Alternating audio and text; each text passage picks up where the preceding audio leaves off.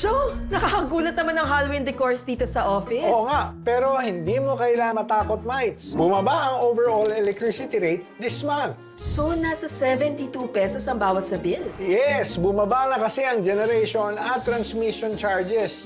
At syempre, ang Meralco distribution charge hindi nagbago. Before you go, Happy Halloween! Happy Halloween!